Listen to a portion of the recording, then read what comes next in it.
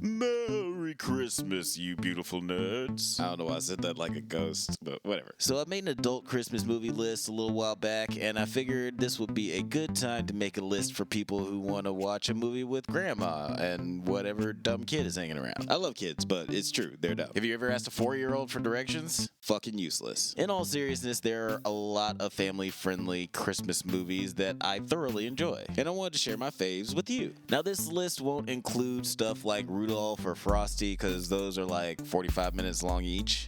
It's not a real movie. And before you ask me about it, It's a Wonderful Life is not on this list. It's not a Christmas movie. It's a movie about a dude's life. There's a reason the movie's not called It's a Wonderful Christmas. But anyway, I don't pretend to claim that these are the best Christmas movies ever. But they are certainly my favorites, so they are the best to me. There's so many great holiday movies, so this list is bound to piss somebody off. But focus that energy into something positive and leave a comment on what your favorite Christmas movie is. And then go back and watch my adult Christmas movies list and get pissed off at that. And then go back and watch all my videos. Watch all my videos. Anyway, grab some spiked eggnog, burn down some Christmas tree, and let's count down the very best.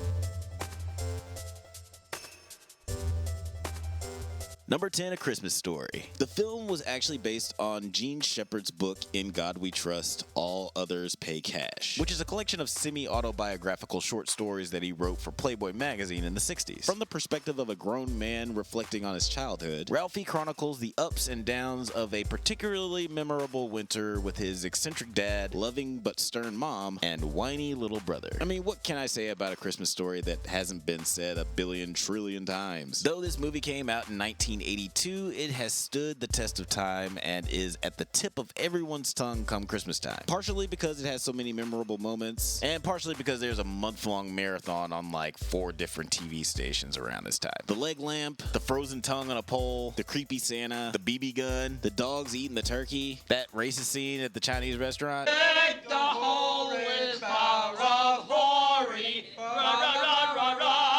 All that shit. I laugh out loud every time I watch this movie to this day. I don't know what's up with that. It's weird. Because of its iconic nature, I couldn't keep it off the list, but it doesn't quite crack my top 5 or anything. I mean, that restaurant scene doesn't help its ranking either. Number 9, The Holiday. So guys, I love rom-coms. The Holiday is a wonderfully cute movie about 2 women, one in London and one in LA, who swap homes with each other temporarily to get out of their comfort zones and see if it's their love life that sucks or if it's just their life. Cameron Diaz delivers such a goofy-ass performance in this movie, and Kate Winslet is perfect in everything she does. Don't argue with me. You will lose. And it's just the perfect film for movie lovers. Between Jack Black's composer character and the old writer guy that Winslet makes friends with, it has an oddly nostalgic feel to it. And when you think of Hans Zimmer, you may think of... but he has a reserved and charming score he puts together for this movie. I was almost going to say uncharacteristic, but the guy can do anything and has done everything like 6 times over. So nothing is really out of character for this man. If you like Hollywood references, cute British kids, and an unnaturally attractive cast, you'll dig spending the holiday laughing at this charming story about how to accept the bad stuff in life and how to recognize when you deserve better. Number 8, Jingle All The Way. This is one of the best movies that is actually not really like... This movie is not good. When Arnold Schwarzenegger, an absentee workaholic businessman, disappoints his son Anakin one too many times, he promises on Christmas Eve to get him the hottest toy on the market. Iron Man. I mean, it's Turbo Man. It's Turbo Man, you guys. To make matters worse, he's got a hilarious mailman following him around, flip-flopping between being his best friend and trying to murder him for the action figure. Arnold has to fight tooth and nail like a very normal-sized American to get to the Turbo Man doll so his son can... yeah, I don't really understand the lesson that this movie is trying to make you learn. In this movie, no kidding, Arnold Schwarzenegger is a piece of shit in this movie. He starts the movie as a terrible dad that won't spend time with his family. Then we find out he forgot to get a present for his fucking child. Then he spends all of Christmas Eve without his family. Not only is he a lying asshole of a dad, by the way, asshole dad is gonna be a recurring theme on this list, but Arnold is also an awful husband. Arnold's gone so much, I would have assumed he had a second family or some such shit. Really, everyone in this movie is terrible. Not Jamie Gertz, Jim Belushi, Chris Parnell, this spoiled ass little kid, choking ass Sinbad, Phil Hartman. Actually, can we talk about how Phil Hartman's character is unabashedly fucking all the married women in the neighborhood? Then there's like a sexual assault in the third act? I don't really know who the villain is of this movie, but fucking Phil Hartman is the villain of this movie. R.I.P. Phil. You were still funny as hell in this flick. It's nonsensical and utterly devoid of logic, but I'll be damned if this movie doesn't make me laugh. Number 7, the Santa Claus. When Scott Calvin accidentally kills Santa Claus on Christmas Eve, a clause in the Santa contract known as the Santa Clause, get it? You get it? Whatever, you get it. Anyway, the contract says Scott has to be the new Santa and assume all of his responsibilities. You know what? I'm actually gonna backpedal and stick up for my guy Calvin, because everyone in this movie keeps saying that he killed Santa, but Santa is actually just a clumsy fuck. Scott says hey to a guy who's trying to break into his home, and then he falls off the roof. That's not Calvin's fault. It is Santa. You killed him. Fuck you, nigga. Oh shit, he's still alive? Take him to the hospital. Okay, that part might be his fault. There's a lot of fish out of water comedy that works really well, but Calvin's arc of becoming a better dad is what gives the movie that heart it needs to be a real classic. I mean, the dude becomes Santa Claus and physically changes, but it still takes him a long time to understand the spirit of Christmas and the importance of belief and family. Though I will say that because his character does such a 180 in how it happens, it kind of makes me feel bad for Calvin. Like, is this a magical spell forcing him to be more Christmassy, or is it the love of his son? Because at the end he feels a little brainwashed by the magic. Is he infected by some crazy Christmas virus that is infecting his brain? Just like, blink twice if you need help, Calvin. Number 6, This Christmas. It's the most wonderful time of the year, and the Whitfields are gathering from all over to spend Christmas with their mother Shirley Ann and her boyfriend Joe out in LA. Man, I love this movie. It's so adorable and so black. The cute thing about the plot is that everyone in the family has this secret that they don't want to tell because it's so rare that everyone gets together and they don't want to ruin everything. Ironically, all these secrets end up being revealed anyway. There are not a lot of black Christmas movies. I mean, they're out there, but there aren't a lot of great ones. It's hard to create a new classic in this genre, and on top of that, you don't see a lot of those with an all-black cast. That being said, This Christmas is an insanely good time with a cast that seems unbelievable when you look at it. I mean, you got Stomp the Yard, Nunu, Mother's Milk, Muriel, Sister Night, Aaliyah's daddy from Romeo Must Die, Lady from Iron Fist and Thor's best friend, and a sort of cameo from B-Rabbit's best friend. Admittedly, a kind of weird role, but at least they call out his creepiness. I think that's the whole cast. Am I missing anyone? Nah, I think that's everybody. The cast has wonderful chemistry too. No matter what actors are interacting with each other, they all bounce off of each other incredibly. And that makes the family dynamic so much more believable. You definitely get the vibe that these guys would hate each other if they didn't love each other so fucking much. And I know it's emotional manipulation, but I love a good dance party at the end of a movie. Unfortunately, it's the only movie with a predominantly black cast on this list, but that's Hollywood's fault, not mine. Don't at me. Actually, please at me.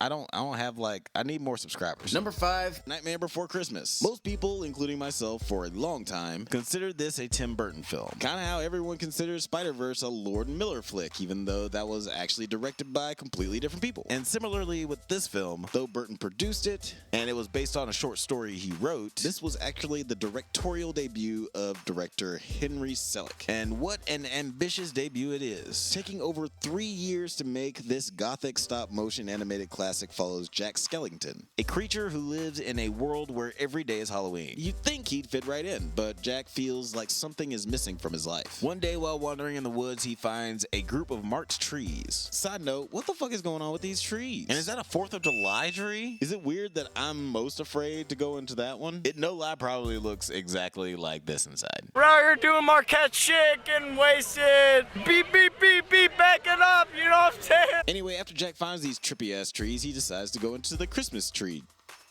Once he becomes fascinated with the idea of Christmas but totally not understanding it, Jack creates a horrifyingly fantastical fusion of the two holidays, much to the chagrin of St. Nicholas himself. Honestly, I almost put this one on my adult Christmas movie list, because this movie is pretty fucked up. I mean, kidnapping and tormenting Santa is a crucial plot point of this story. But then again, The Grinch is about a guy who commits grand larceny. In all seriousness, despite having this dark and demented vibe, vibe, it's still a kid's movie. It just appeals to the little weirdos who love horror and ghosts and goblins and all that shit. This movie is great, if for no other reason that is inventively twisted. Halloween and Christmas are kind of my two favorite holidays, and the combination of the two is aesthetically intoxicating. Number 4, Elf. There haven't been a whole lot of holiday films that have managed to break through the onslaught of pretty similar looking Christmas movies every year. But this is one of the few flicks released post-2000 that managed to become a Christmas movie classic. Elf tells the story of a baby named Buddy who accidentally gets adopted by Santa Claus. He grows up on the North Pole with a community of elves, but he starts to realize that he's not like the other elves. Actually, that's not true. He doesn't realize that at all. He has to be told pretty explicitly. He's kind of dumb. After realizing that he's human, he travels to New York to meet his long-lost father. Another absentee dad? Damn, did every screenwriter in the 90s have daddy issues? Though he's resistant at first, Walter is won over by Buddy's childlike optimism. This was the movie that really launched Jon Favreau's career. This was his first mega hit, and after this, every film studio was basically like, take all my money and bring back more money. And then he did. A bunch of times. I mean, the man can't miss. Oh, that little guy.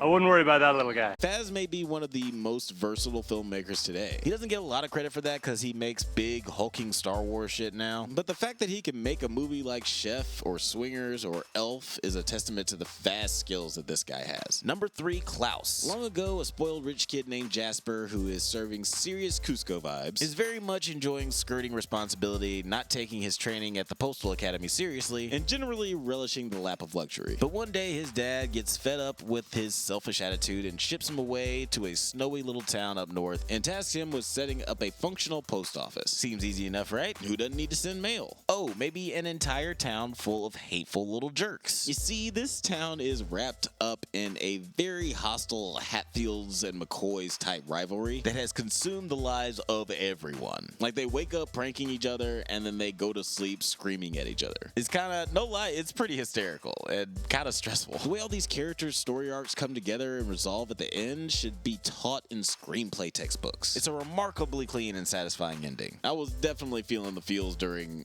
well, throughout the whole movie, but especially during the third act. And at the very last moment of the movie, and I mean the moment right before the credits start rolling, it really hit me at the tear ducts. I know you're probably thinking, that means nothing, Alex. You cry during everything. And to that, I say, shut up, you're being fucking stupid meanies. At the beginning of the film, you'll probably forget that this is supposed to be a Christmas movie because it doesn't hit you over the head with all the traditional Christmas stuff at first. And that's mainly because none of that stuff exists yet. But once the Christmas hook comes in, you're like, oh shit, this is pretty genius. The fact that it's kind of the origin story for Christmas is secondary to the main plot, which is Jasper learning what it means to be selfless and Klaus learning to open up and reconnect with people again. Also, the animation is spectacular. The results of this unique style is an aesthetic that feels perfectly timeless. There are a bunch of short-form TV movie Christmas cartoons that have been around forever, and those are always fun to throw on during the holidays. But for a feature-length film about Old Saint Nick, you can't really do any better than this charming tale. Number 2, Muppet Christmas Carol. I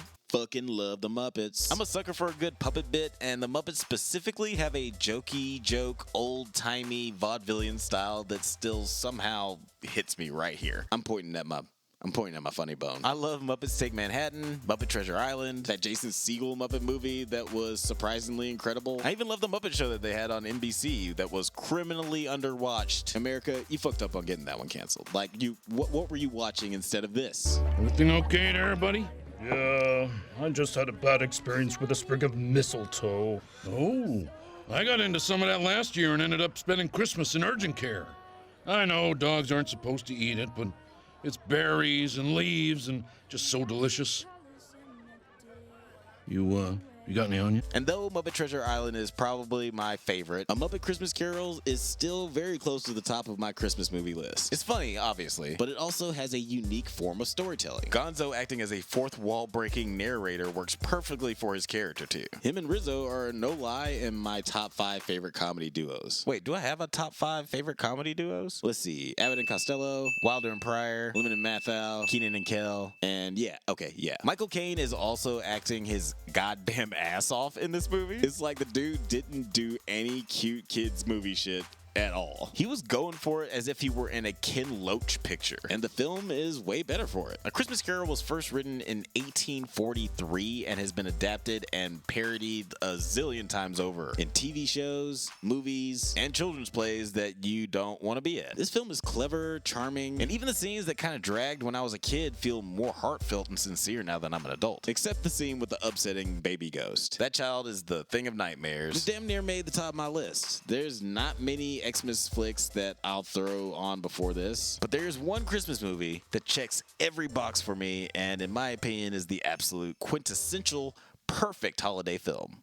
Number 1, Home Alone. Though Home Alone 2 is also a classic, it really wasn't even a discussion when trying to figure out which one of them ended up on the list. As great as the sequel is, there's no trumping the original. Pun only mildly intended. Cute little asshole Kevin McAllister is accidentally left home when the rest of his family go on a holiday trip to Paris. Now that Kevin is all by his lonesome, a couple of burglars see an opportunity to rob his immaculate house blind. Seriously, that house is amazing. What the fuck do the McAllisters do for a living? For a plot that hinges on child neglect, this is one of the most heartfelt movies ever made. I do like how far they went to make it kind of believable that this kid could possibly get left. I do love how Kevin thinks he's in like It's a Wonderful Life or something. Like he keeps waiting for the spell to be over and for his family to come back. In fact, I'm not entirely sure he knows that this wasn't a magical experience. I think he still thinks that he made his family disappear. And let us not forget about John Williams, the god, handing out musical blessings. In fact, this film wasn't even supposed to have this much music, but they decided to add more when they realized how much it helped cultivate the holiday vibe. There are these big set pieces that everyone loves and remembers, but there are so many little moments that are hilarious that I kind of forget about until December rolls around and I throw on this little treasure.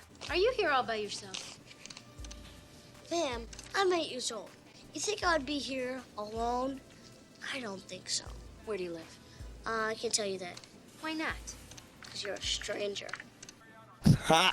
Got him! Home Alone is perfect. I don't throw that word around a lot when it comes to movies. I said before that there are no perfect movies except Empire, but this film really does succeed in every category and will continue for decades to come be considered one of the greatest films of all time. And that's why this flick is my favorite family Christmas movie ever.